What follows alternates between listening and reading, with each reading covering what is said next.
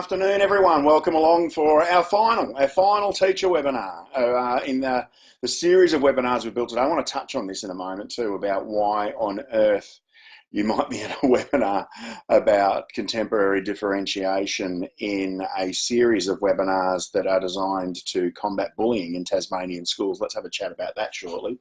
But what I wanted to do today was, first of all, congratulate you for coming along and getting involved in a webinar that really goes to what the antitheses of those negative things are that we are trying to mitigate in schools, such as bullying, and that is engagement. How it is that we can better engage our students is really what this whole differentiation idea is all about.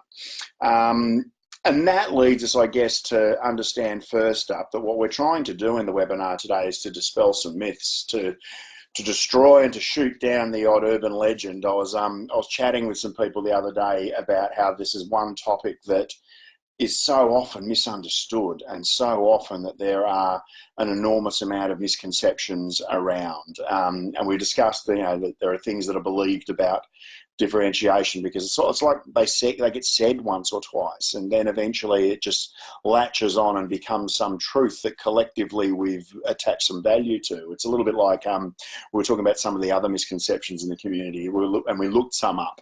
So we did the Google search around misconceptions, and the one we found some things that were really interesting. So, for instance, some of us might have heard the one about sharks don't get cancer.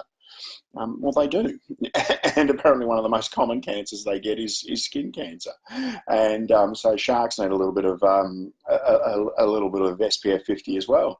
The other one was another misconception that we found was the one about you should apparently never wake a sleepwalker. Well, apparently it's statistically proven that they are far more likely to hurt themselves if you don't wake them up. So you absolutely should wake a sleepwalker. And the other one that just gobsmacked me, I thought, I cannot believe that this became almost universally believed, is that you can see the Great Wall of China with the naked eye from space. Utterly untrue.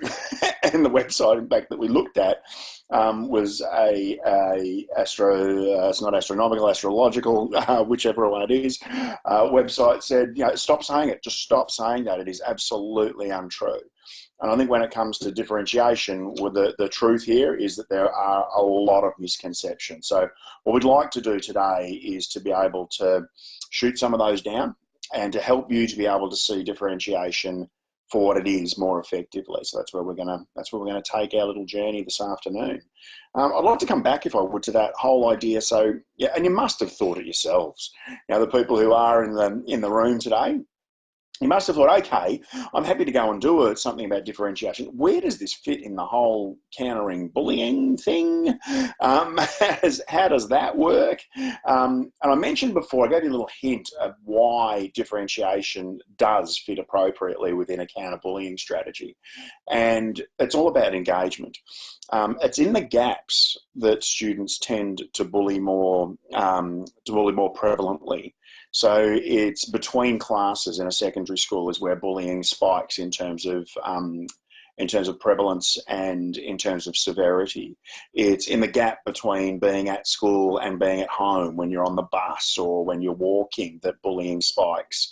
So what we're saying is, if we can create an environment, particularly within the walls of our classrooms, where there's less gap, where there's engagement rather than disengagement, that the likelihood that bullying becomes normalised goes down.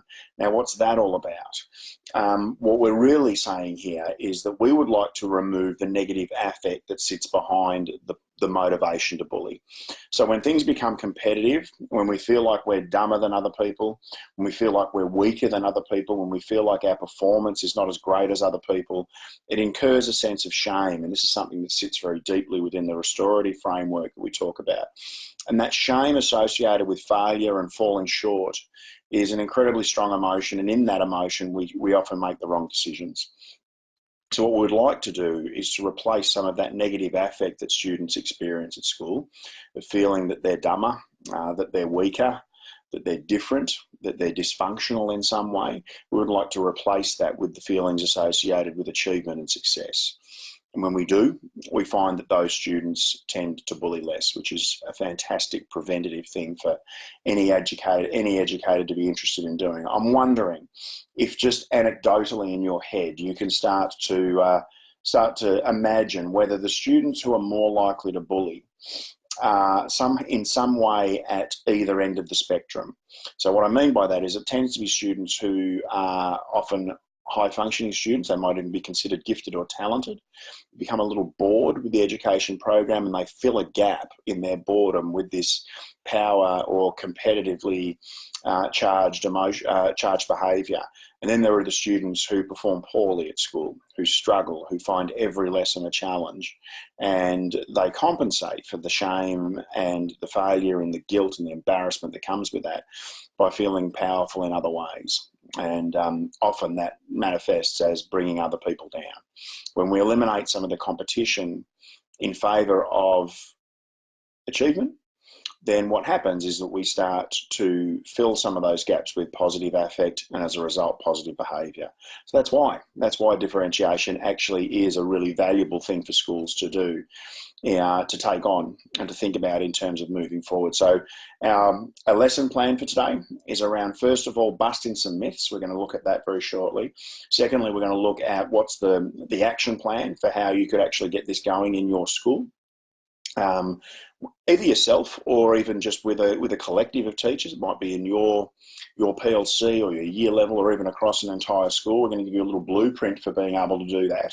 And then thirdly, we're just going to give you some examples. We're going to give you some places that you could get started with differentiation. And so I'm going to kind of go big picture down to the granular. And at the very end of today, I'll show you the one lesson that I ran that got me started with differentiation and got me fascinated with this topic, and in some way saved me from what could have been one of those absolute disaster lessons. So let's first of all just prime ourselves for our activity in this webinar today.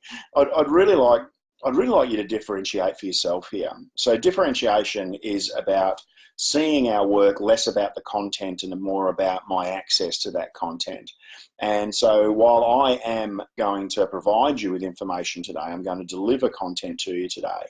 I really hope that you allow yourself to get in at the level that you need to get at, or get in at the entry point that you need to get at. So really important today that you differentiate for yourself by stepping up and getting involved in the webinar. So feel free to do that a couple of ways. One is that you can put your hand up, so I can unmute you if you do that, and we can have a quick tete-a-tete. Oh, what do you reckon that point's about, Adam? Or how would that apply in this situation with the students that I'm teaching? I'm really firm in the belief that if you do that, you're going to be of benefit to the other people in the room as well as to yourself, which is really exciting because you get to contextualize the information that we're providing today. So I guess what I'm encouraging you to do is to not treat this like a TV show today, but to treat it as a TV show, if you must, that you're a character in, and let's allow you to be a part of the show today. Now, if you're feeling a little bit like that's a bit daunting to get out in front of the camera, then I'm happy for you to contribute from behind. So really happy if you would to go to the question section on the GoToWebinar control panel. And I'm just going there now, so if you can see me flicking around it all on the screen, it's only me going and checking the GoToWebinar control panel to see if you're involved in the webinar today, and would really encourage you to write some questions down in there from time to time. You'll hear me pause. You'll hear me check the attendee list today to see if there's anyone with their hand up, see if there's any questions there, and I'm really happy to allow this to be not only a webinar about differentiation, but to be a differentiated webinar. So please get involved.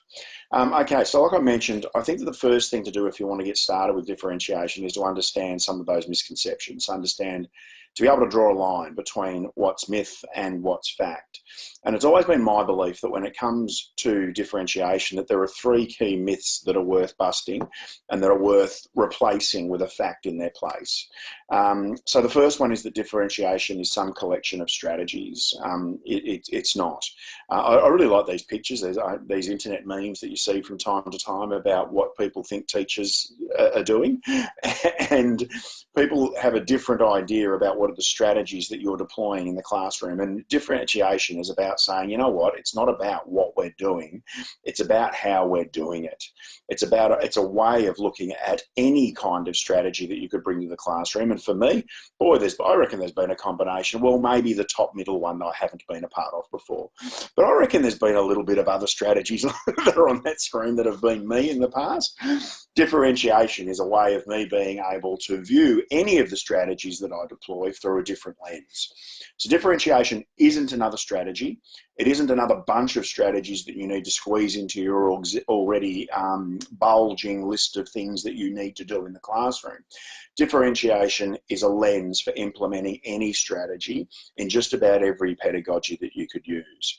It's a way of saying to yourself, how is it that I could do this in such a way that the highest proportion of students possible are going to be able to access the point that sits behind it? So when I'm running adult education, I have a really simple pedagogy to be really honest, and that is to make a point but tell a story. And so what I mean by that is that if I'm going to make an important point for people, I want them to remember it, I want them to have a hook for it, so I stop and I provide that point with a story. So it's a simple pedagogy. Differentiation allows me to go, will people get that story? So there's not much point in me getting up in front of a room full of educators and telling stories that all relate to marine biology. They're not going to get it. So that might be a fantastic point, a point illustrated through that story, but it's not going to help them to be able to access it. So it allows me to say, for the learners that I have available with me today, I think this kind of story is going to do a better job of that. And that differentiation lens allows me to think of that and allows me to create new solutions in such a way that more people are likely to access it. Fact number 2 is that differentiation is about refusing to test. So a lot of people think that differentiation means that, we're just focusing on accessing kids to content. We're not checking out benchmarks. We're not worried about standards. We're not worried about, what percentage of kids pass the test or not. In fact, when you're differentiating, you don't have to test because it's all just about progress, all just about access. And that's not true either.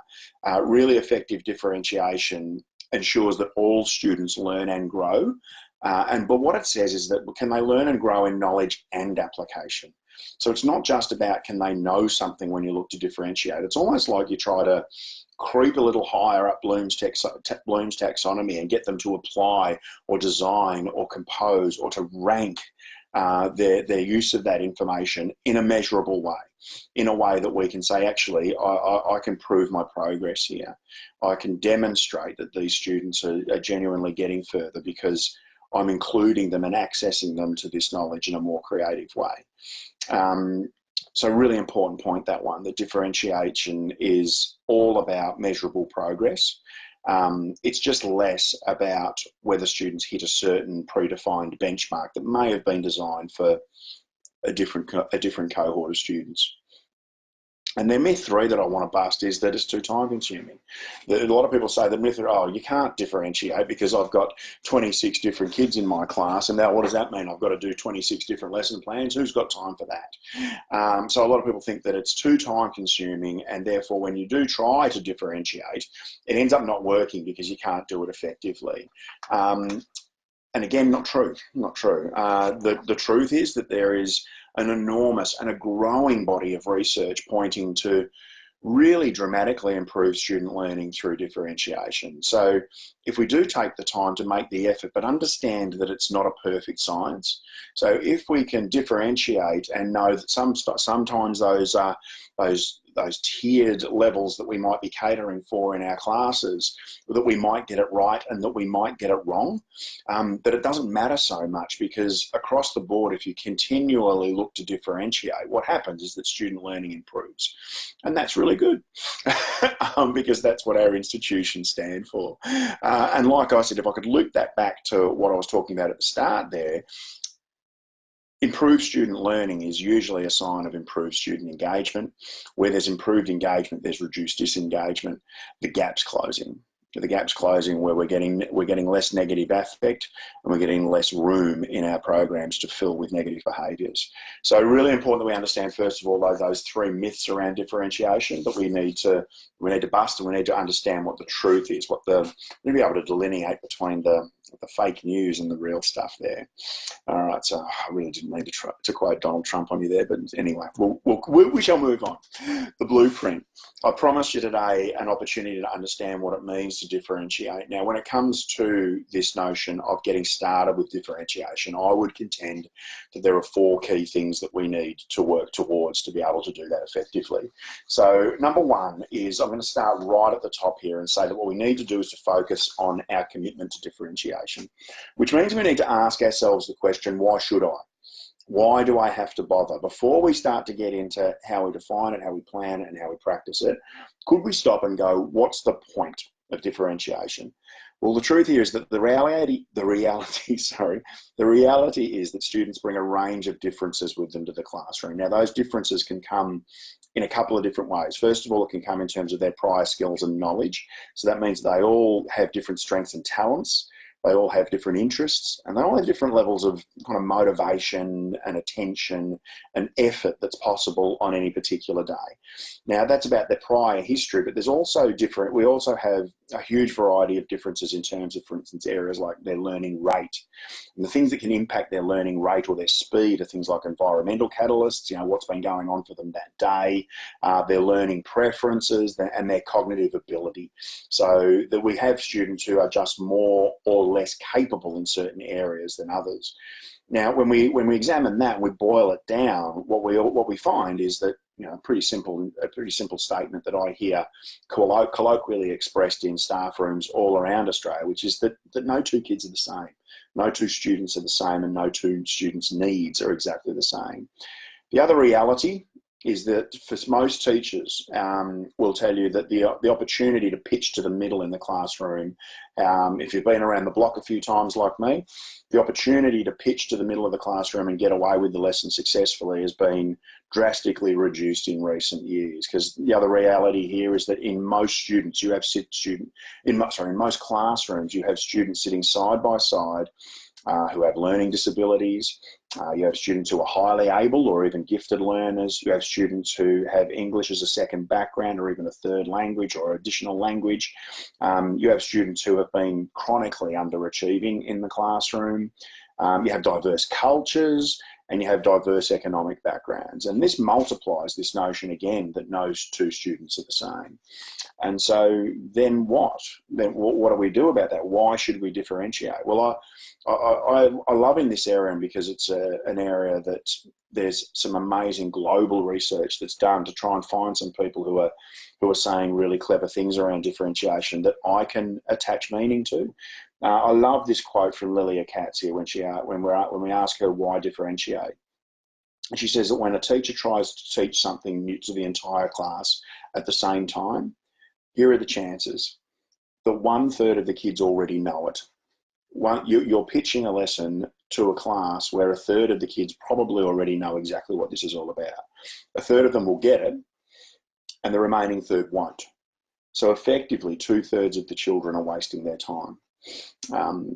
When we put it in really stark language like that, the case for differentiation certainly becomes a lot stronger.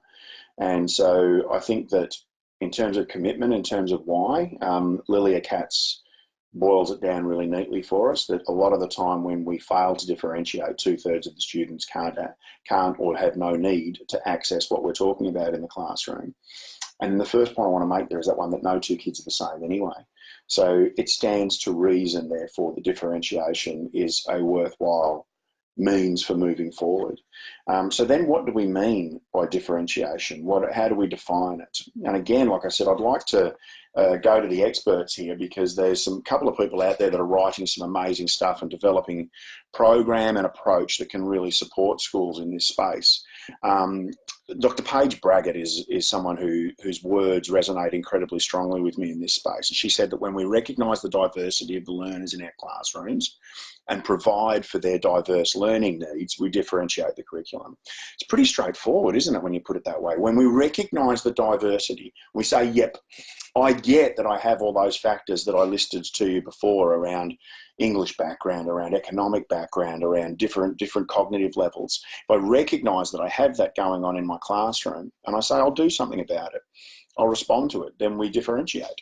You know, and Carol Tomlinson, who the Tomlinson approach to differentiation is one that's worth looking at if you're here today as a school leader and looking to move forward. She said that differentiated instruction is a teaching philosophy.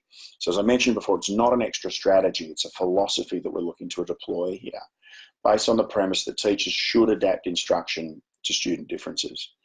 That we shouldn't be saying, you know what, I'm here to teach this content, or I'm here to teach this subject. But for most dedicated educators, we would say, I'm here to teach these students.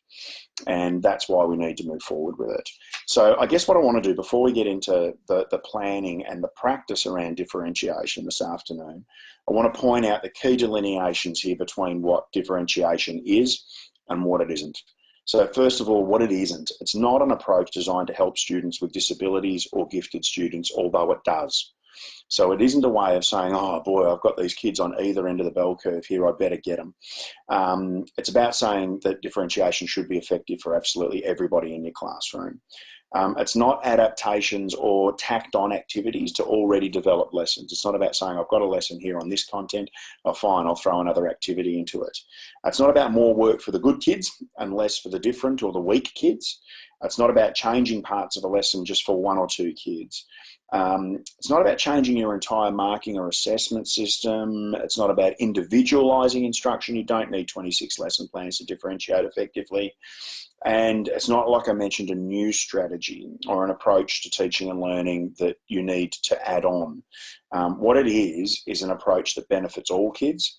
It's also a blend, so it's not about chunking up your lesson completely into either whole group instruction, groups, or individualised instruction. It's a bit of all of the lot.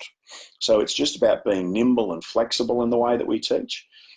Differentiation is curriculum, instruction, and assessment that's carefully designed to meet the needs of your students. So it's about knowing your students and working from a well-grounded profile of who your student makeup is. There are multiple approaches to content, to process and product that you would look at and go, yeah, I can differentiate that way. So it's not a defined set of strategies that you need to bring to your classroom.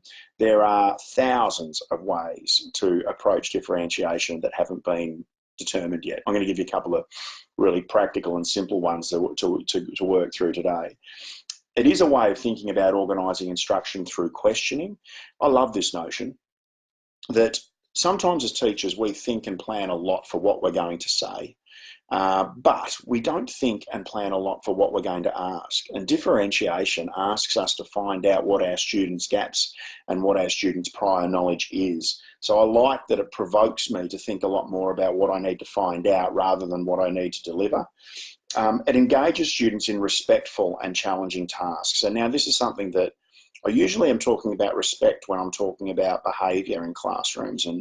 But I was talking recently to somebody who's in the curriculum field, and she said, you know, Adam, we've been talking a little bit recently about respectful assessment tasks. And I said, okay, well, I'm sorry, what's a respectful assessment task? And she said, we had a chat about the fact that it is utterly disrespectful to give a student an assessment task that you know they can't do. You know, because I'm giving it to the rest of the task, the rest of the class, I'm going to give it to you as well. And she said that's a disrespectful thing to do. You're going to make that student experience shame, which is an unfair thing to do. And I went, right, that makes sense. And she goes, but you're only halfway there. And again, I had to go, yeah, tell me, what are you talking about? And she said, it is equally disrespectful to give a student an assessment task that you know they're going to get 100 out of 100 on.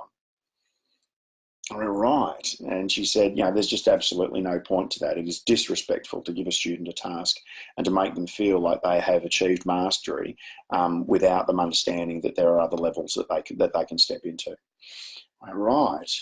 And to that point, what's the final thing you need to understand in terms of defining what we're talking about when we're differentiating. Differentiation is the most student-centered way that you could go about being an educator. And for most of us, that notion of being student-centered rather than teacher-centered in the classroom is something that sits pretty close to our purpose. You know, most of us are in this education caper because we want to help young people to be able to get on more positive life trajectories. And being student-centered, thinking about who they are, what they can do, and also what they need, is often the very, very best way to get to work on that. So in terms of defining differentiation, I think these are the two that stand out for me. But I also want you to understand those points there that I've worked through there around what differentiation is and what it isn't, so that you can step forward into being able to plan and practice through differentiation in a more appropriate way. So let's get to planning.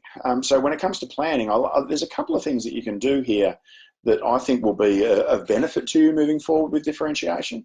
Number one is I love CUD charts. I think that these are really fabulous for collaborative planning. I mentioned before that one of the ambitions that I see sits behind differentiation is to allow us to creep further up the Bloom's taxonomy ladder, because it's not just about information delivery, but it's about what you can do with that information. So often with groups and PLCs that I've been leading in schools that are focusing on differentiation, often they're saying, first of all, what do I want the kids to know? So that's a content level question, because it's a building block. So they're saying, what are the building blocks that our students will need to know in order to be able to move further with that work? And then they ask, what do we want them to understand? So not only what do we want them to have, but what do we want them to be able to do, to be able to grasp deeply? What's the level of understanding like that they've got? And then what do we want them to do with that information? Now, I would suggest to you that often when we're planning for our teaching, for our classroom instruction, we think a lot about what we want the students to know, but we probably don't compel ourselves often enough to get deeply into what we want them to understand, what we want them to discuss, and then what do we want them to do, what do we want them to create with that information. But if when we're collaboratively planning, we sit down and we say, actually, I think we can answer some of those questions. I think that we could put 3 dot points next to in any time you're looking at the curriculum and just saying, okay, we want them to know these things, we want them to understand these things, and we want them to do these things, then we can create an experience for our students that's truly differentiated. You'll find that some students even jump in better on the do. So they're not so great at receiving information, but if we can get them doing at the start, then the sense making comes later when they need to fill a relevant gap. And I think that shows that genuine respect to where students are at, and understanding that working your way through sections of the curriculum is not always a linear journey. So it's not always about just know these three things, then understand these 3 things, then do these 3 things. It allows us to say, you know what, sometimes we just need to put the task in front of our kids, let them do, and let them identify what it is that they need to know or understand in order to do that task more effectively. I was talking to a PE teacher recently, and he was speaking to me about taking his students out to do archery. And I went, right. I said, how do you teach your students archery?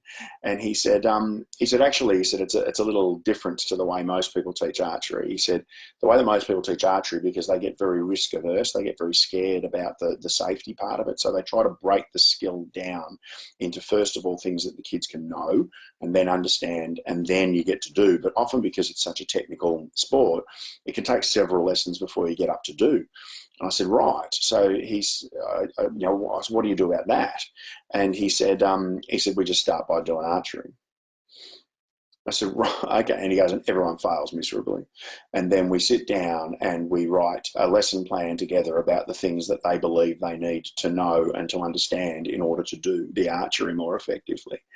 And I went, okay. I said, how's that go? He said, yeah, it's good. He said, because there are some skills in the classroom that the kids arrive, they've already got, and I didn't need to break that down and to teach it to them unnecessarily.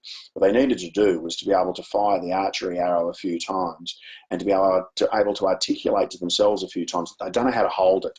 They don't know how to pinch the arrow around the string in order to be able to let go of it effectively. And once they had identified that, their interest level in knowing the knowledge was maximised, and he was able to get through that more quickly rather than labouring on parts of the archery that they didn't need to know.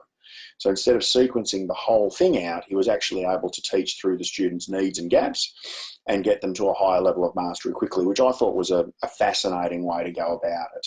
And he said that after he realised that's what was going on, he realised the value inherent within something like a CAD chart to be able to plan effectively for archery.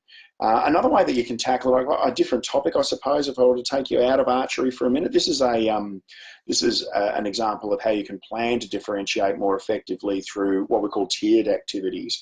And this is about saying that, sure, you might have normally, if you're going to, for instance, this is a Tangram class for, say, Year 4 students, you might have a core task there. So can you make new shapes by combining one or more, and make that, see how that goes.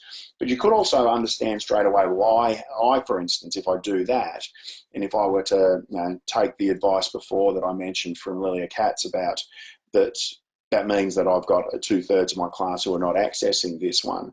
How would I access that group that can already do this? How would I get them to do something different?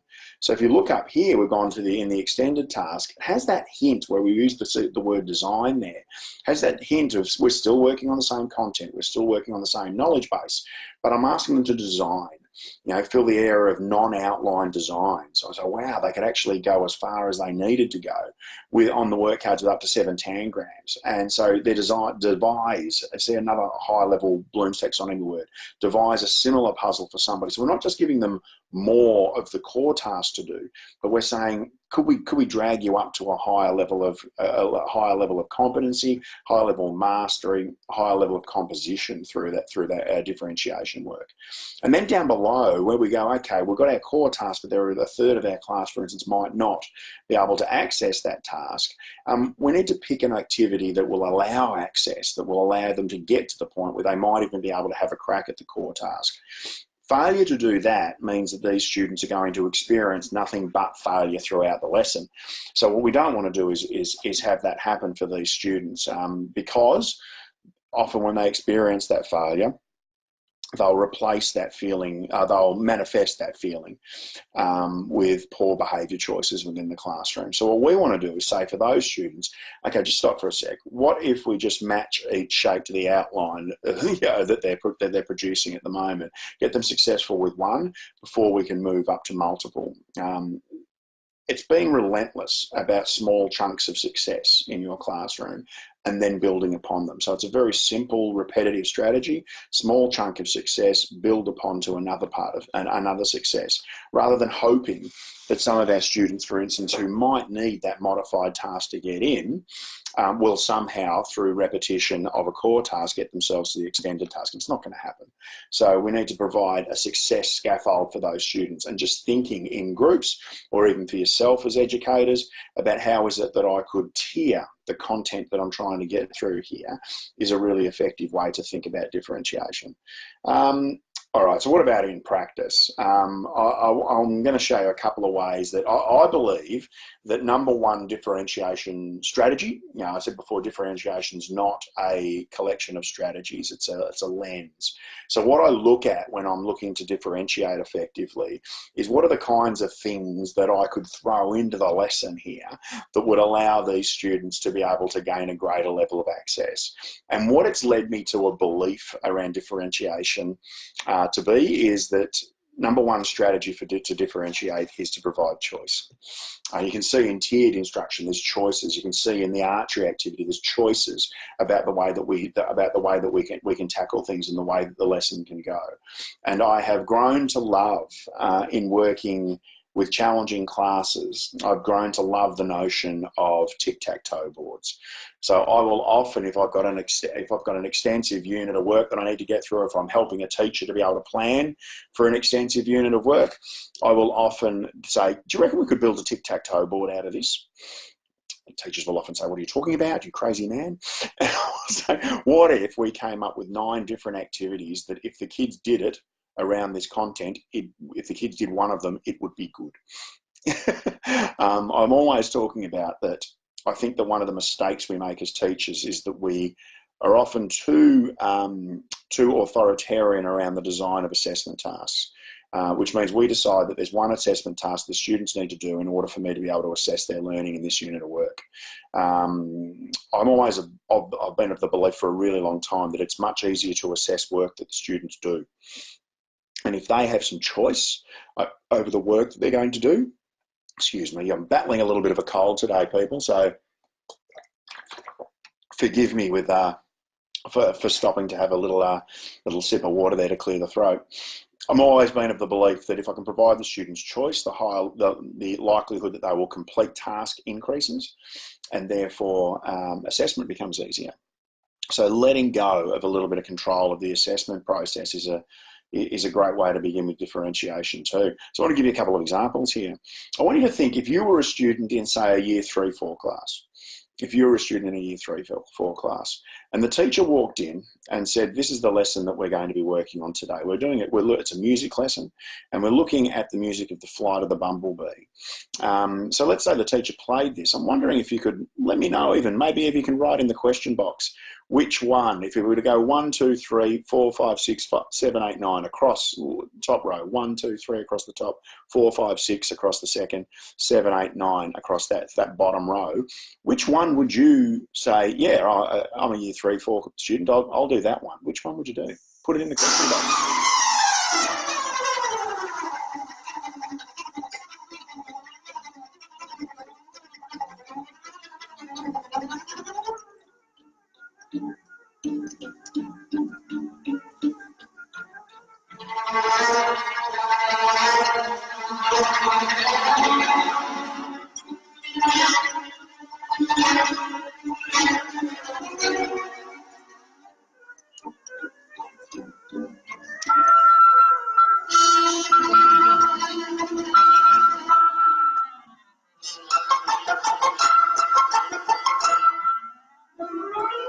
All right, I'll stop it there. The thing that I love about this and the way that it engages students when you actually start to work on activities like play a piece of music and then let them choose the work that they're going to do, is that if they get it done, one, it's accessible, but two, there's an amazingly heightened level of engagement that comes with choice. I'm wondering how many of you were sitting there then going, oh, okay, I've now got to read all these choices, and then I've got to rank them in terms of what's my interest level here, or how quickly or how easily I could get it done. So you're already doing some top of Bloom's taxonomy kind of thinking before you've even begun a task. And so I find it really a useful thing to do, to be able to say, okay, what are the choices that I could provide the students with, such that they, first of all, engage with the task, they select task, and then what they do is they tend to say, okay, now I'm going to actually complete task. Assessment becomes a bit of a joy almost, when you know that there's a variety of tasks that you're going to need to assess, and they all got done to a reasonable level. I promised you today that I would finish the webinar today with a bit of a story, and it's a story about a lesson that, like I said to you before, was when I first started to fall in love with differentiation. I'm going to be really clear that it's why I fell in love with the differentiation strategy of providing choice through tic-tac-toe. I was working with one of our partner schools recently. Actually, it wasn't so recently, it was a while back now. And one of the things we do with our partner schools is we work in class for the day. And we were about to go to the last period of a year 9 class. And the teacher there said to me, the assistant principal that we were walking with at the time said to me, we're going to change the timetable for the last class. And I said, okay, I've been kind of looking forward to this class, because they were 9B, and 9B were notorious in the school. And I wanted to see why everybody was talking about 9B. And all of a sudden we were not going to go to 9B. And I went, well, how come, why are we not going to 9B? And I said, well, the teacher there that I was going to have them this afternoon, who asked for you to come and visit, she's gone home sick. And I thought, I wonder why. And they said, so we're gonna split up 9B and send them on their way, and so we're just going to go and see a different class. I thought, that's a real shame. I had a moment of bravery, and I said, I feel like I need to meet 9B. I said, what if I taught them? And and they said, oh, she looked at me like I was making a life-threatening kind of decision here. And I said, give me a shot at it. I said, I just feel like if I'm going to understand what's happening in your school, I need to understand what the go is with 9B. And I said, what's the class? And she said, it's an English class. And I said, okay. I said, so have you got a lesson plan from the teacher who was going to teach them this afternoon? And all the teacher had left was a post-it note that had written on it, the students are examining the story within a piece of music, within a song. And I went, okay, that's all I had. I said, can I have 5 minutes? And she said, yep, it's still lunchtime. See what you can rustle up. And I jumped online and I searched for activities to do with listening to a piece of the story within a piece of music, and found effectively a tic-tac-toe board. There were a couple of things I didn't like, so I changed a couple of things in there. And eventually, as these students walked into the classroom, well, they tried to walk into the classroom, and I said to them, so before you come in, everyone, I just want to point out that my name's Adam. Your teachers had to go home sick. And they went, yeah, I better know why. Everyone hates teaching us. And I said, yeah, I hear you on that. Thank you. I'm here just to try and help you get through the afternoon. Hopefully you learn a thing or two, but I'm not going to push you too hard. As you come in, I'm going to play a piece of music, and it's got a story in it. I've put some stuff up on the board and I had actually projected a one-slide PowerPoint slide up on the board with my tic-tac-toe board. And I said, while the song's playing, I said, I'll play it 3 or 4 times. It's in the lesson. While the song's playing, you pick which activity you want to do. My job's just to wander around and help you with the one you pick. And I don't mind which one it is. Go for your life. If you're feeling adventurous, you might treat it like a tic-tac-toe board and pick 3. But just make sure they're 3 in a line, and you decide which line you're going to pick.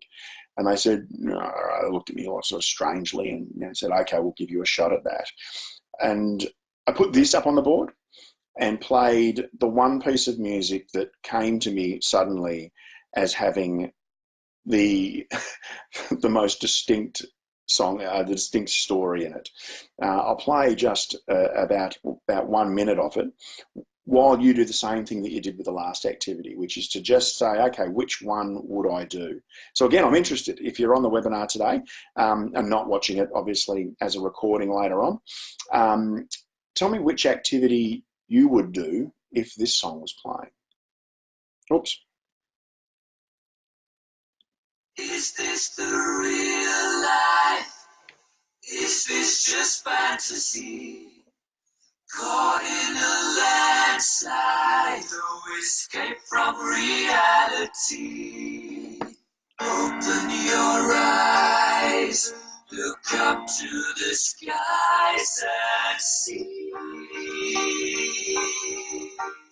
I'm just a poor boy, I need no sympathy, 'cause I'm easy come, easy go, little high, little low.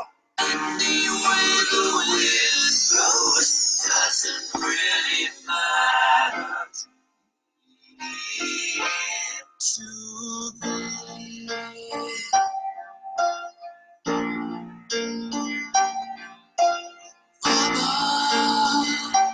Mama just killed a man, put a gun against his head, pulled my trigger, now he's dead. And I'll stop you there. And I was fascinated. I watched these students come in, and I started this music started playing. One of them said, "Oh, my parents play this when they're on the grog," and all these sorts of inappropriate things were said as they found their seats. But then they read. They looked up at the screen, and then they, a couple of them checked with me. So really, we just do whichever one we want, so whichever one we want. And I just found myself out of what I would call an authoritarian way of educating and into an authoritative way of educating. What I mean by that is it got me out of trying to force these students into learning, and I think it was the choice, not anything strategic that I was doing in the classroom. I think it was the choice that they had over their learning journey. And it took me into what I call blowfly teaching, which was just the opportunity to buzz around the room randomly to all corners of the learning space, helping students to be able to move forward in the learning journey that they had stepped into. And I think that's what differentiation can do. I think that it's a highly effective way of thinking about not only teaching, but learning, not only engagement, but relationship building, and not only benchmark, but progress. And I think that when we do that, we do our students an incredible favour. And I think sometimes we even keep them in education longer. So thank you so much, everyone, for coming along today. I've really enjoyed it. I do want to say that there is a little moment here. So you've got just a minute if you'd like to ask a question, if you want to put your hand up or put a question in the question box. I also want to point out, I know that today there's been a couple of slides that have come up that have had a bit of text on it. I usually wouldn't do that to you in a presentation such as this, but I was mindful that I was going to give you the opportunity to download the slide deck today. So note that if you have a look in the handout section of the GoToWebinar control panel, that you can download the slide deck from today. If you are one of those people who registered but is watching it online and you want to have us send you the slide deck, then just drop us a line. I'm going to give you an email address in a minute that you can drop a line to. If you'd like to know more, if there's some clarifying that needs to be done, if you'd like to know how this fits within the notion of building cultures in your school where children and where young people, where staff, where parents and caregivers can all thrive and create those cultures that in the end are so pivotal in preventing bullying, then just write the word chat in the question box today. We're really happy to follow up with you. And finally, give us a yell. So if you'd like us to send you that slide deck, info@realschools.com.au is the email address to use. Have a look around the website at Real Schools. Give us a call if you think we can help your school at all. Thank you so much for coming along, everyone. I'll let you go there, and I hope to talk to you all again very soon. Okay, bye for now.